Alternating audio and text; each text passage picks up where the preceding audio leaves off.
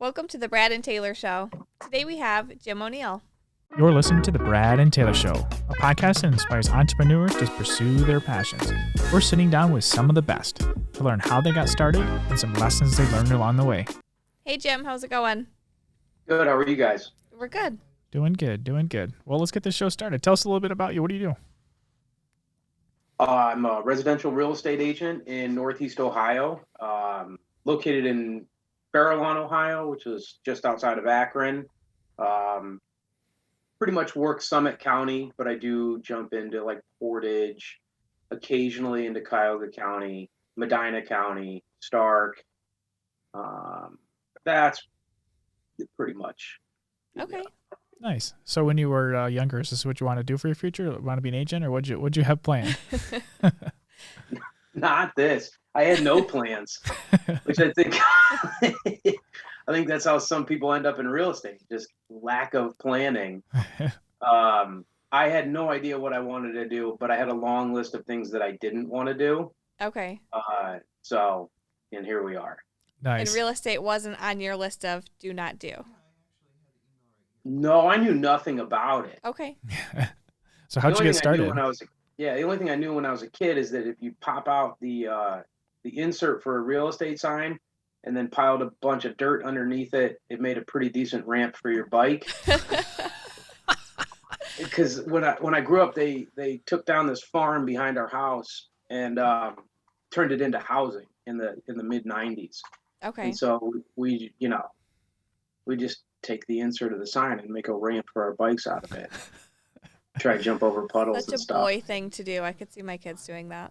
Yeah. I mean, that's all I knew about real estate. So how'd you get into real estate then? How'd that all go? I was looking for a way out of the career I was in. I was in landscaping, and I was an operations manager for this company, and I'd kind of been to a couple different companies, and it was just more of the same. It was long hours and zero flexibility. Mm-hmm. And so I wanted to get into like kind of like a sales job, or I just wanted to get out of the landscaping industry. It was snow removal was just, it's like torture, but it's fun for like the first week. Anyway, it was 2012. I was having a hard time on interviews because I had no experience outside of landscaping. And so someone suggested, hey, why don't you get a real estate license? And so I talked to a friend of mine who was in real estate at the time, and he told me a little bit about it. And then I went and met with like a, I don't know, not really a recruiter, but like a market center leader. Yeah. And then that was pretty much it. Did you start right away full time from that, or how did you transition from the landscaping over to real estate? Did you do part time, or did you just jump right in? Kind of both. So there was a lot that went into it. I was 29 years old. My wife and I owned a home. Like a family was in the very near future for us. And anyway, so I said, hey, what do you think of this? And she just before, like, I thought it was going to be I thought she was going to meet that conversation with some apprehension. And before I even got halfway through, she's like, yeah, you should do it. Okay. And anyway, fast forward, I put in my notice at my job and took the classes, and then passed the test. And then I did work part-time. I worked at a golf course. So I mowed greens and fairways and all that kind of stuff. So I'd get there super early. I'd get there at 6, and if you worked a full day, you're done by 2:30. And there's plenty of time to do real estate after that. Oh yeah. I mean, some full-time agents don't do anything till 2:30 anyway. Yeah. So, especially when clients are getting out of work and you're going to go show homes and everything. That's typically later in, yeah. Yeah, and then on weekends weekends a big golf day. So weekends we'd be done by 9:30 or 10. Mm-hmm. So it was a perfect job. It was very it was perfect for getting into real estate. Yeah. And I'd worked there when I was a kid. I started working there when I was 17, so they all knew me real well. And I had a long leash. So if I needed to like answer an email or take a phone call or something like that, they were really accommodating. It was, you know, really a blessing. Yeah. And the other thing was I could stay as long as I wanted.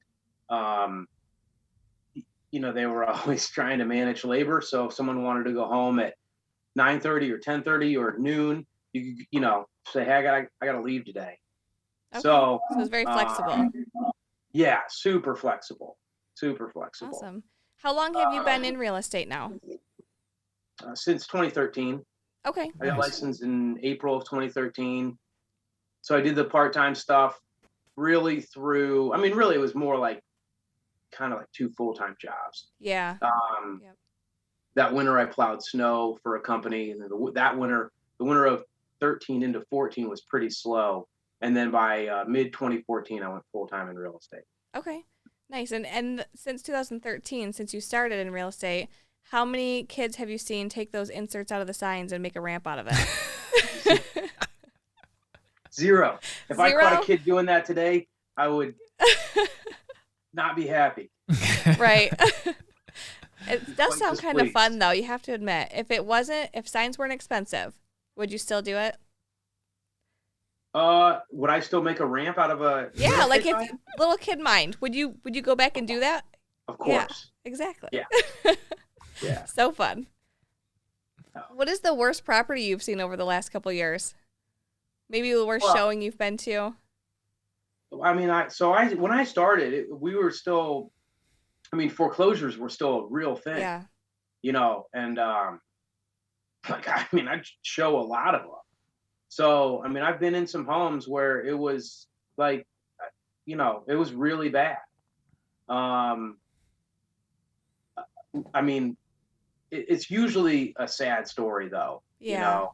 So, but, I mean, I guess probably, so, I mean, just not, you know, dive too deep into that. Like usually the worst homes are, you know, there's something going on with that person, and that's why the home is in that condition. Mm-hmm. But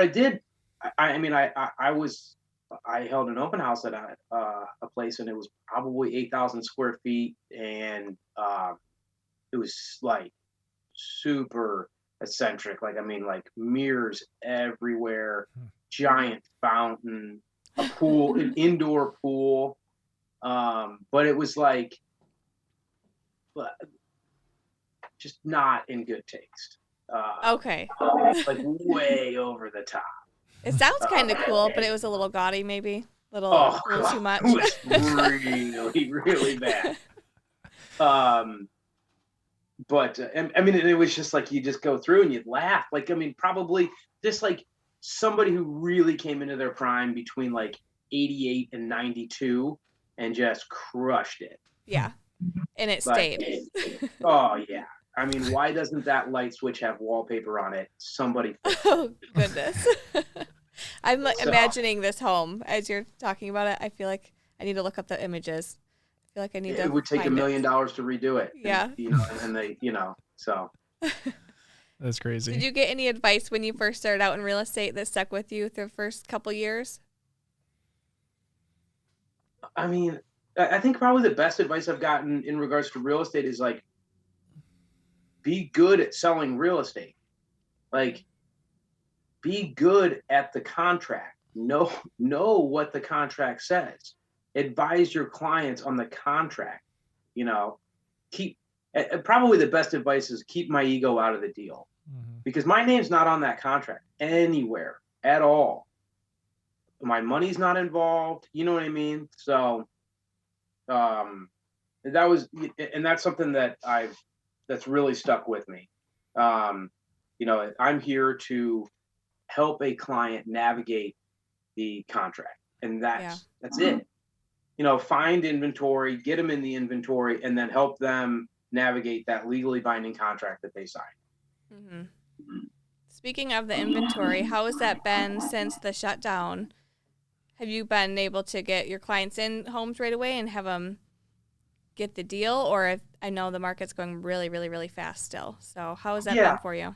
I mean, I was forced to leverage, but that's also kind of where I'm at in my life. I've got 3 children that I like to see and like to see me for now. That might change when they get older, but like, and while they like me, I want to see them. Yeah. But so I hired, so the biggest thing that gave me an advantage in the 20, let's just say, I mean, really, honestly, since like 2019 through today was utilizing a showing agent.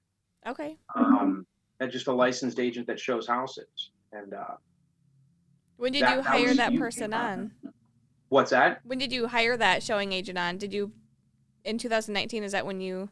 I hired my own showing agent in 2020.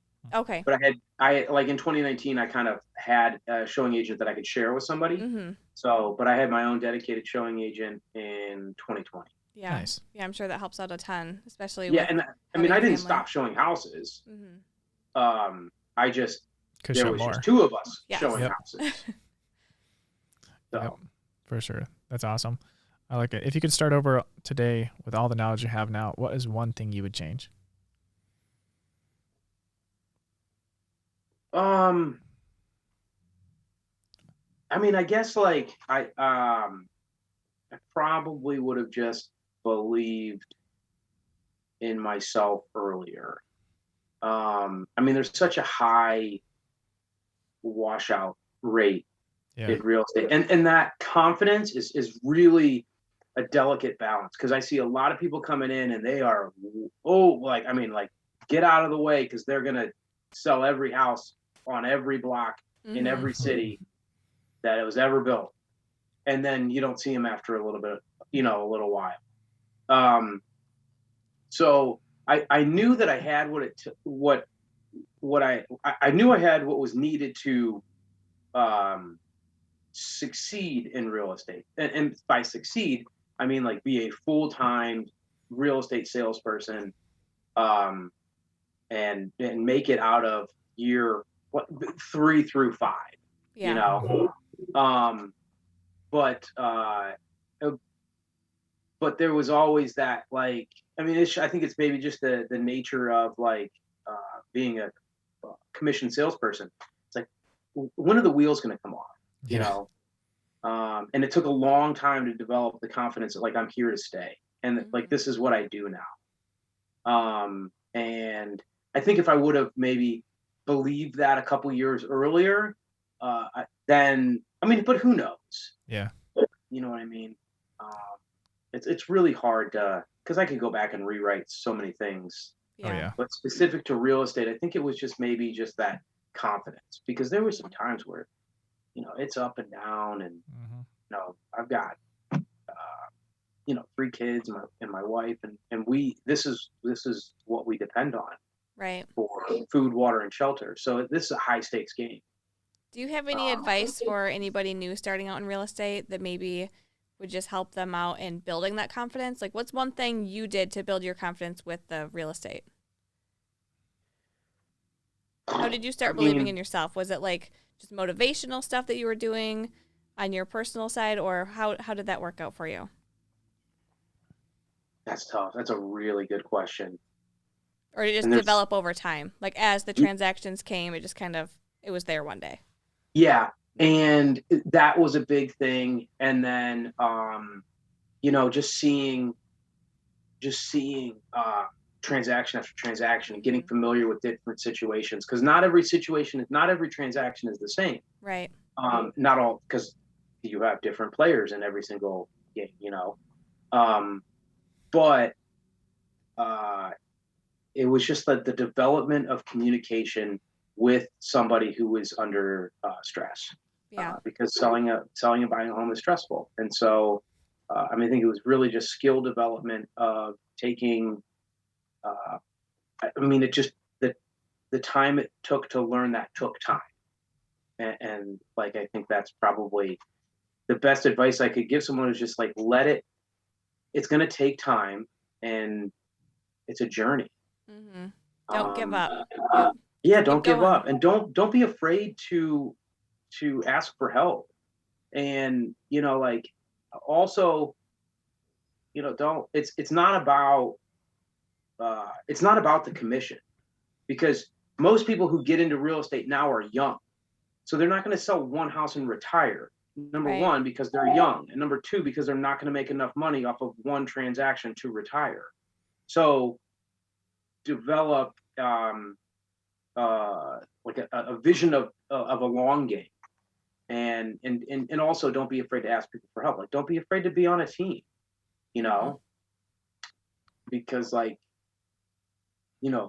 I think a lot of people like, I don't want to be on a team because I don't want to give up any of my money. Well, you don't have any money to give up. So what are you hanging on to? Right. So, I mean, that was something I did for about 5 years. I was on a team. Yeah. And I'm sure you learned a lot from that too. I know a lot of people who go on the teams it's a learning experience for most people. Yeah. I mean, you don't walk on, like, most people don't walk out of high school into the pros. Yep. So why does everyone who gets a real estate license just assume that they're going to be the one who, really walks out of junior high into the pros, Goes back to that confidence, right? Mm-hmm. Because none of this gets taught in school. Nope. No. Mm-mm. This is like complex people problem solving. Like, you're helping people solve a problem at a very high level and in a very elevated emotional state. And nobody likes to be told what to do. So, I've heard agents, well, if they just listen to me, well, no, who's going to listen to you? Why would they listen to you? So it's a really cool job. Like most of the time. Yeah.